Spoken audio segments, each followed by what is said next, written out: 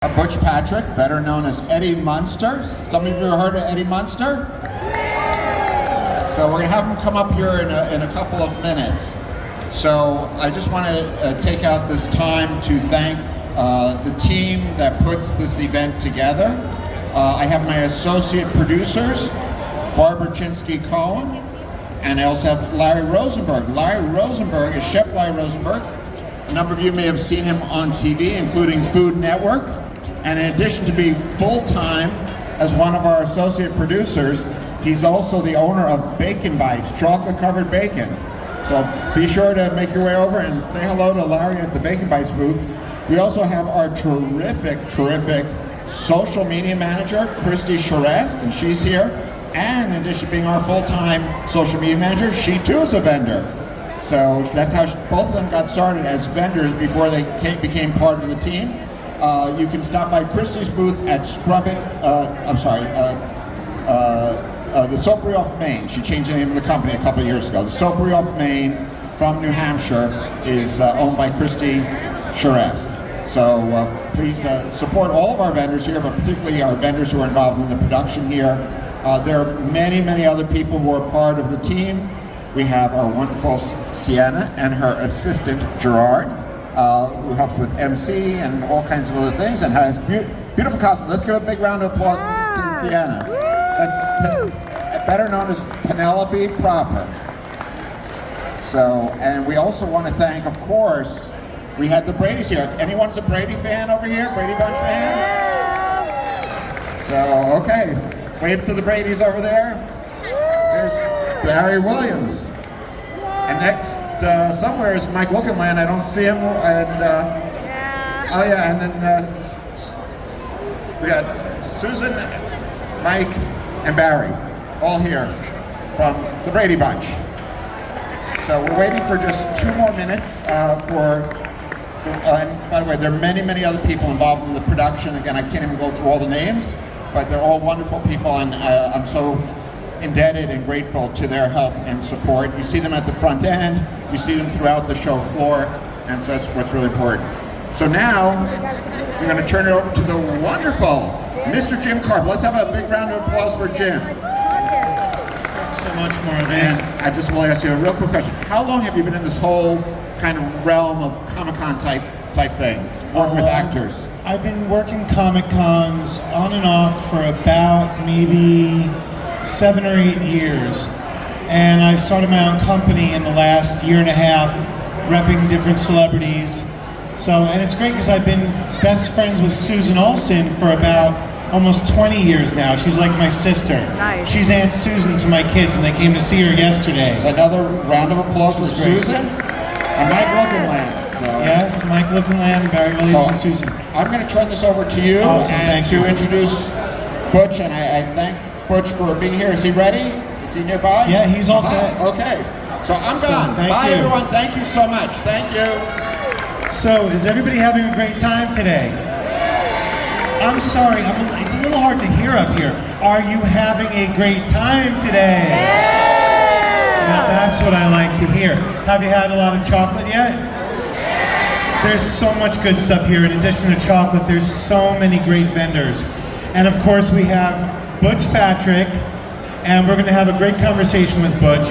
But we're so happy to have you guys here. And we have our Brady friends, and we have Butch Patrick from the Munster. So without any further ado, I'd like to bring up Butch Patrick from the Munsters. Let's give a big round of applause for Butch.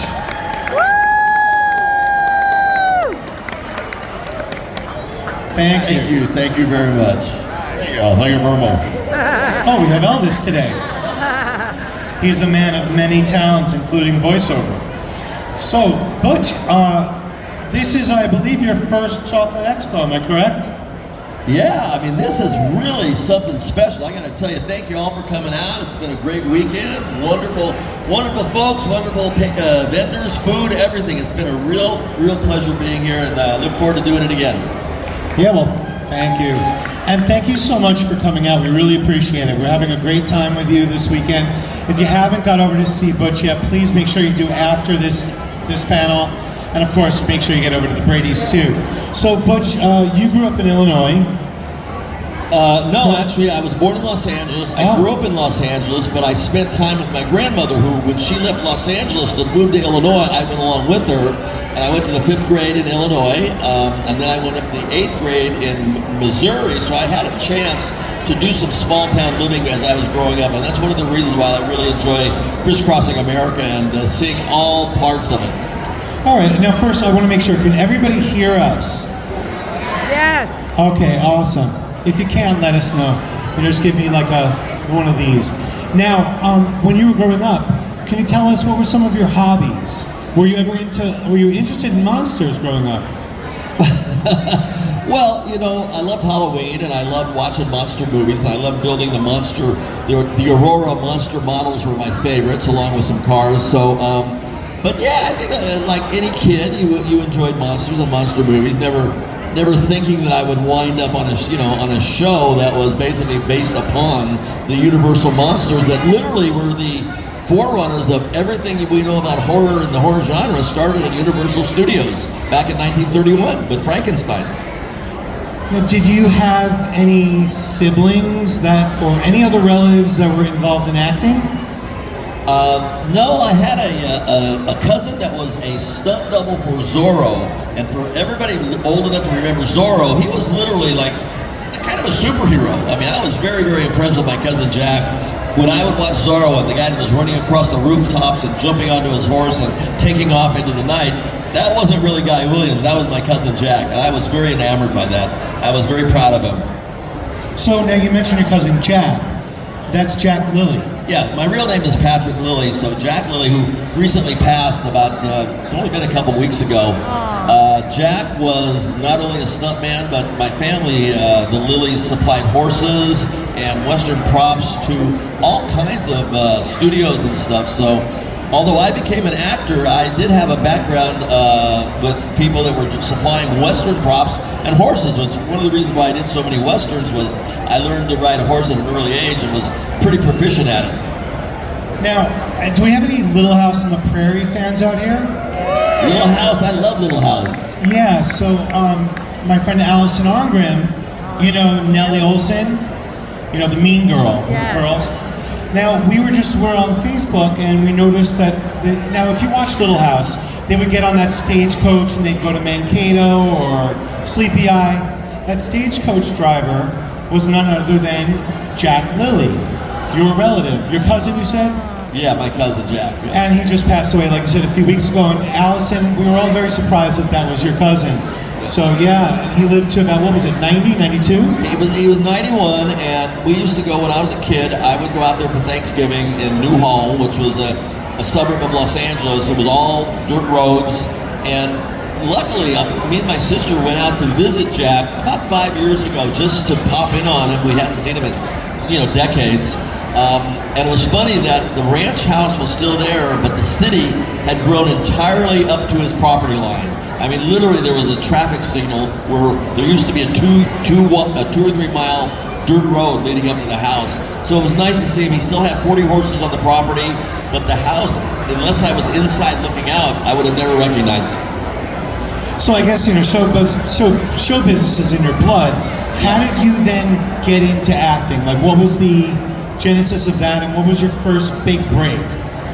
Well, I was never, one thing was, acting came easily to me. I never took any lessons. I was just a kid who could memorize lines, and I never wanted a career in acting, but I stumbled into it through my little sister, who was having some pictures taken, and at the end of the photo shoot, the gentleman, Amos Carr, who was a very famous kid actor, photographer in Hollywood, said, "Hey, I kind of like Butch's look. Do you mind if I take a couple pictures?" And that photo wound up in his window on Hollywood Boulevard, and believe it or not, it was not quite like Lana Turner and Schwab's drugstore. The producer and the director saw the picture, sought me out, and they cast me in my first role, being the youngest son of Eddie Albert and Jane Wyatt in a little B-movie that featured Soupy Sales, Brenda Lee, and myself, called The Two Little Bears. And that's how I got my acting start, was just accidentally. It's interesting. Now, were your parents supportive of this career? Yeah, my mom was very supportive. She was a really good. She wasn't a stage mom. She Everybody liked her. She was very likable. We would go to work. We were kind of a team. That's why I tell people a lot of times a kid actor, it's not all about the kid. The parent has a lot to do with it too. The support you get at home, getting to the job, whether or not they're liked on set, because there's nothing sadder than a good kid being pushed around by a stage mom who becomes an actual deterrent to his career because they really don't want the mom around. They love the kid, but if you have two kids that can both do the job, and one is my mom Patty and the other one is unfortunately a pushy stage mom, I'd get the job because they like my mom. Right. But I'd like to think I did a very good job as well, though. Yeah, no, that's nice that they were supportive in that way. Unlike my parents who wouldn't allow me to act. That's why you're where you are and I'm where I am. Now, you mentioned working with Jane Wyatt and was it Eddie Albert. Eddie Albert. Now, I heard that you worked with Dorothy Gale from The Wizard of Oz, Judy Garland. Can you tell us a little bit about that? Well, growing up, I did a lot of movies, and not actually starring in movies, but just, being the kid there. And I had a chance to work with Judy Garland and Burt Lancaster and on TV, Clint Eastwood, a lot of big names, Edward G. Robinson. But yeah, my favorite on that movie you're speaking of was called A Child Is Waiting. And it was a very serious drama. But Burt Lancaster and Judy Garland were the stars, and I just thought Burt Lancaster was like the cat's meow. He was like such a macho guy, and he was such a great personality. But Judy Garland was really the sort of the sleeper lead actress in that, because I wasn't really familiar with her except The Wizard of Oz. I didn't really see her and Mickey Rooney doing all the musicals back in the 40s and 50s. But I was happy to have worked with her, and I mean, she really had an incredible life. I was very, very I was very honored to have worked with her. Yeah, I'm sure. How many of you were big fans of The Wizard of Oz and Judy Garland? Yeah, that's definitely. I'm a little jealous. Now, can you tell us how you got the role of Eddie Munster on The Munsters? The career-changing role for me actually was a very interesting thing. I wasn't even living in Hollywood at the time. I had gone with my grandmother to Illinois, as you alluded to, and I was living back there in the 5th grade. They first came up with this idea for the Munsters was the people that did Leave It to Beaver were looking for a new show because they had heard that the Addams Family was going into production. So they wanted to come up with another show, and they thought, we'll take this Universal Monster idea that Bob Clampett was an old animator from Beanie and Cecil. He had come up in the early 50s with an idea for a cartoon monster family of monsters, a friendly monster family. Joe Conley and Bob Mosier took that idea and they applied it to a real-life family, took some Leave It to Beaver scripts, and the Universal Monsters that were the Universal Studio was their genre, applied them to a deal, and they cast it, and they reached out to Bill Mumy. Bill Mumy, you all know from Will Robinson and Lost in Space and all the Twilight Zones. And he was a really good kid actor, and they reached out to him first, and he turned it down. He had reasons for the makeup or whatever. And then they did a normal casting call. They went to a couple hundred kids, and they wound up with a kid named Happy Durman. During the airing of that pilot to the network executives, they greenlit the show, but they said we have to have 2 changes. We want to get rid of the mom, and we want to change the kid. So Yvonne DiCarlo stepped in as Lily Munster, where the original actress was named Joan Marshall. She was playing the character as Phoebe. So they changed Phoebe to Lily, they brought in Yvonne DiCarlo, and then they went looking for a replacement.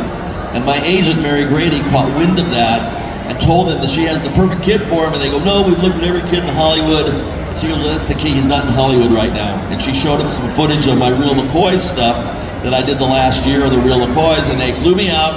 I went from the airport. My mom was living in the East Coast at the time. Nobody was in LA. I got the part. Went up to the studio, they said, don't go home, make arrangements to report to work. Now I'm in LA, I got no family, my family's in DC with my dad, the baseball player. So I wound up living with my uncle and hiring a woman to take me to work every day. So it was a very unusual set of circumstances that allowed me to be Eddie Munster. So I guess it was just fate. And how old were you at this time? I was 10 years old, and I turned 11 when we started filming, and I would fly home to DC about once a month to go visit my family, but it was a very hectic 2 years. So now you come in this hectic time and you meet these people like Fred Gwynn and Yvonne DiCarlo, Al Lewis. Any standout memories that you can think of the first time you met them, or any impressions of that time? Well, the biggest thing that impressed me was the set of the Munsters, the Munster house, because it was so amazing, and we had so many, the set was dressed with cobwebs, and we had smoke pots, and we had breakaway walls, and we had spot under the stairs, and I used to tell people when they would come visit, I would show them the stand-up coffin behind the wall, and it was just a really, really cool set, and at a very cool studio. Fred and Al and Yvonne were all very nice to me. I remember how tall Fred was and how short I was. But I didn't know how good it was going to be at first, and until we started doing the makeup and interacting, and then I knew that we were onto something because the show was a big hit. Well, were you a good little boy on set, or did you go exploring around places you weren't supposed to go to see how everything was made? I was a kid. I was a 11, 12-year-old kid at the world's greatest studio, and when I had some free time, I would find a way to go explore. And part of the exploration process would be visiting the Stage 28, which was the largest sound stage in Hollywood, where Phantom of the Opera was done back in the 30s. And it was about 6 stories tall, and I would crawl up the ladders to get on the catwalks where I wasn't supposed to go, of course. Or I would go out to the lagoon and see McHale's Navy, or I would go up to the Virginian set and see my Uncle John with the horses. It was great. I had free reign to go all over Universal Studios for 2 years, and I took full advantage of it. I had a wonderful experience. It sounds like fun. Did you ever get in trouble? It was fun. Well, did you ever get in trouble? Nah, I was a good kid. I never got caught. I never got caught. Okay. Now, was there anyone in the cast that you were particularly close with? In my past? No, in the cast. Oh, it was a cast. Oh, cast. Well, we'll get to your past. No, they were all very nice, and I learned something from each of them. And Fred Gwynn and I had some great scenes. He was a great on-camera dad. I learned a lot of acting techniques from him.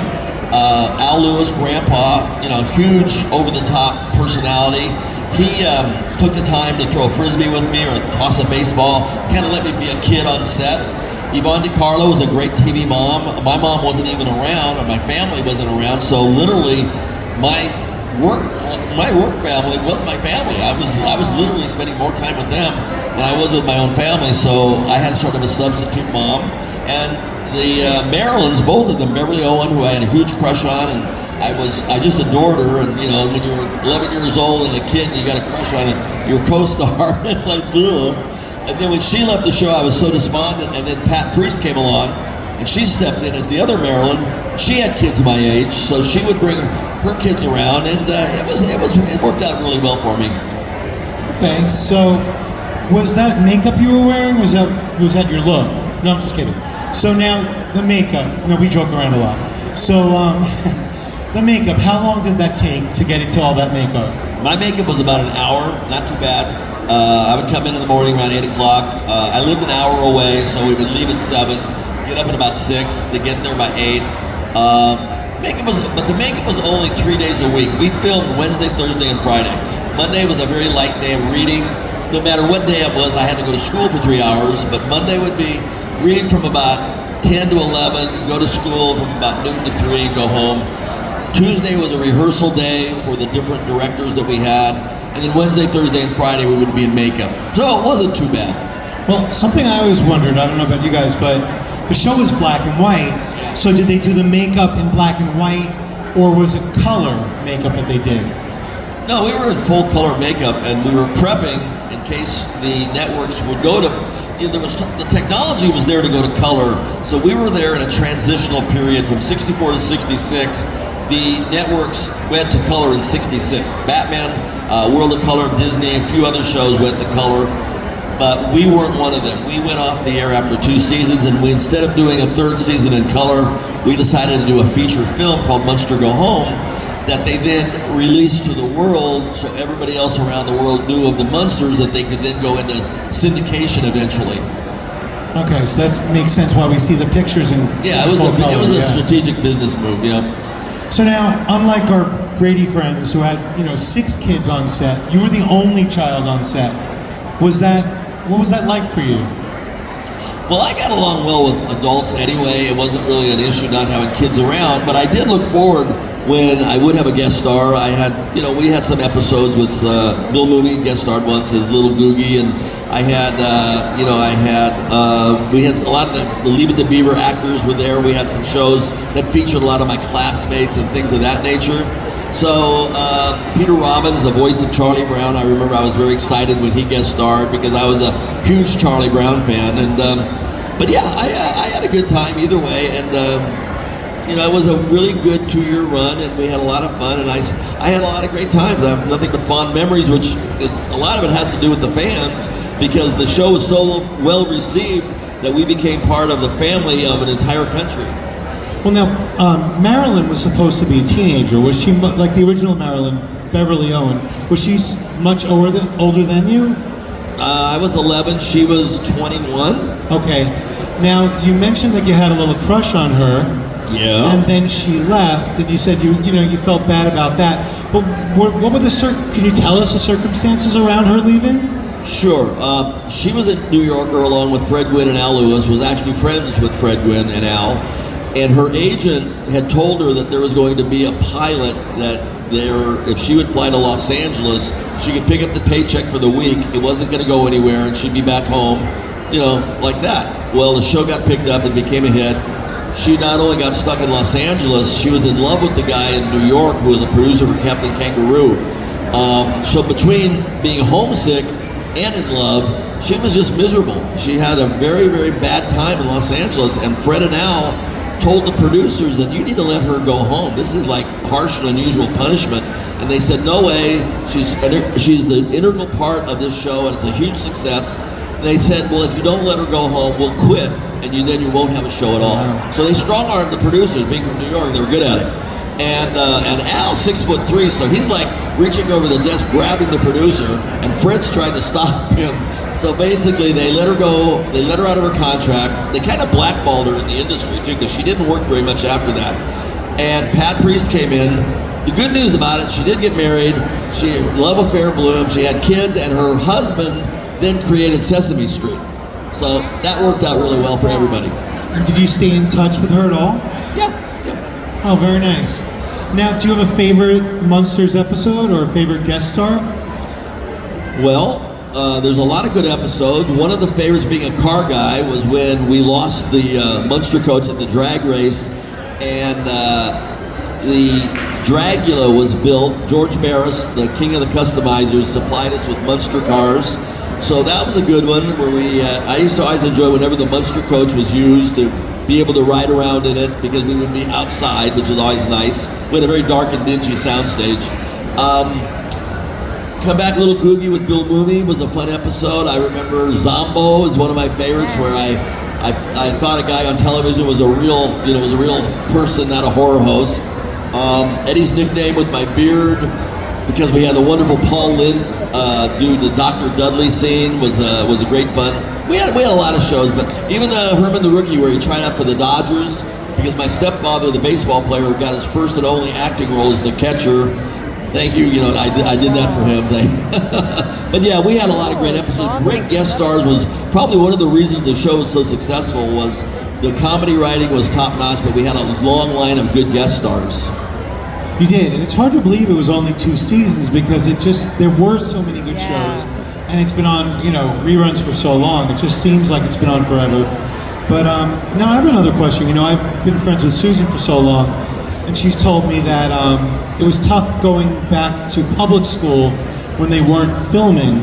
Now, of course, you had schooling on set. Did you go to public school when you weren't filming the show? And what was that like? Was it tough with the kids in school? Yeah, it was tough, because I went to a very large, when I went back into school after the Munsters, I went into junior high.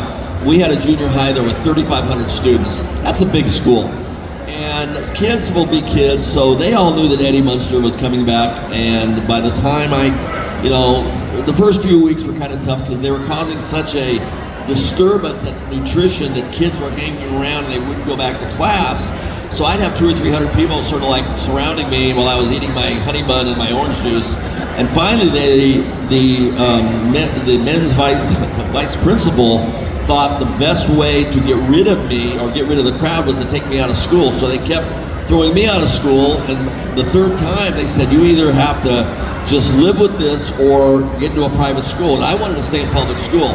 So luckily a couple ninth graders befriended me, and I had my my buddies, and they sort of got tired of making fun of me when they found out it wasn't bothering me, and I got thick-skinned, and I stayed in the public school system until I was 16, and then I left to go to Hollywood Professional High School because my high school wouldn't allow me to leave the country for a movie, and I didn't want to be held back a year.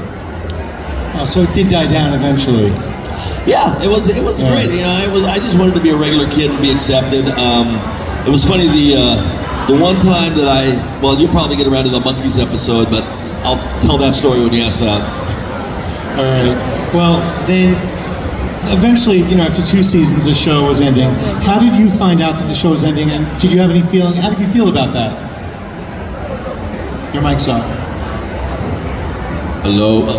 I was okay with it because I was, you know, I just 2 years, 70 episodes.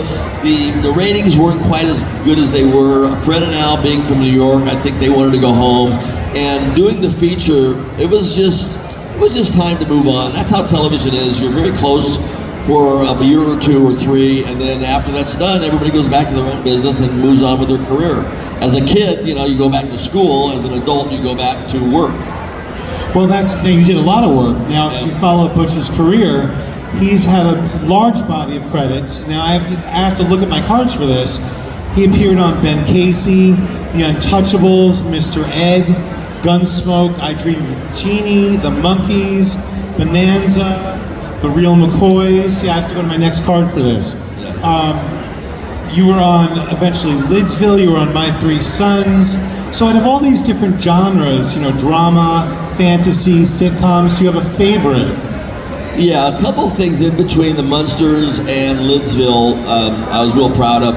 Actually doing 9 episodes of My Three Sons. I like that a lot because I was the most reoccurring character that they had as a male. Meredith Burney did 11 episodes. I did 9 as a guy, so I was kind of happy with that because I got to see my friend Don Grady all the time, and I was always Ernie's best friend.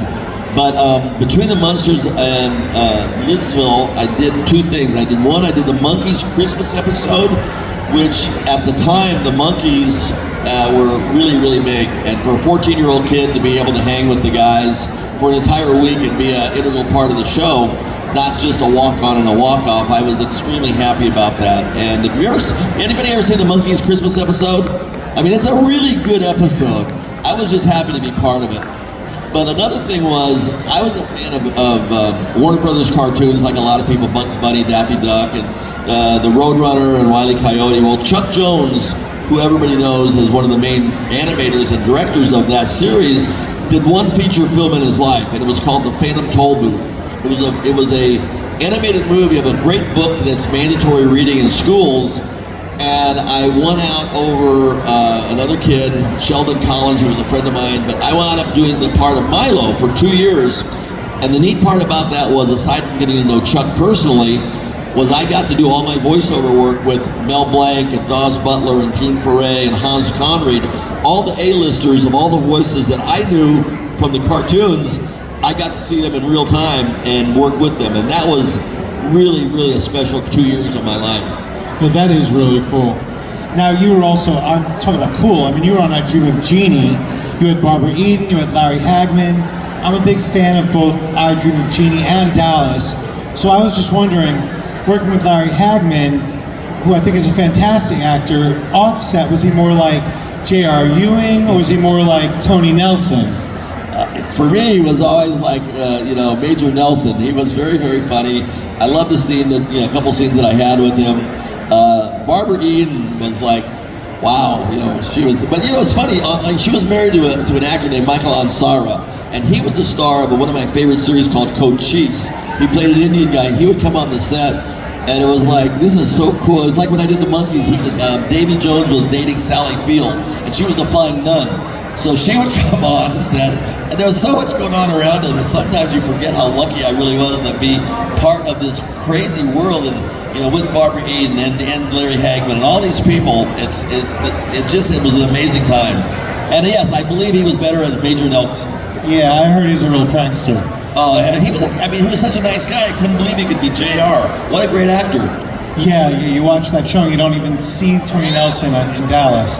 Now, the 60s end, the early 70s come, and the next thing we know, you're jumping into some large hat, and you all know where I'm going with this one, right? Where am I going? It's the Lidsville, of course. Yeah. So how did the role of Mark on Lidsville come about? My agent was contacted by the Crofts, and I really wasn't familiar with HR Puppet stuff or the Bugaloos, but they reached out to me about this show called Lidsville, and while I was out at the Croft factory, I saw the pictures of the prior series. I knew who Jack Wilde was from Oliver, but I wasn't familiar with puppet stuff. But I looked over at a picture of the Bugaloos, and I said, "Who is that girl?" And he goes, "Oh, that's Caroline Ellis." And I go, "Wow, she's cute." And I go, "Is she ever going to be around?" And he goes, "Oh yeah, she's here all the time."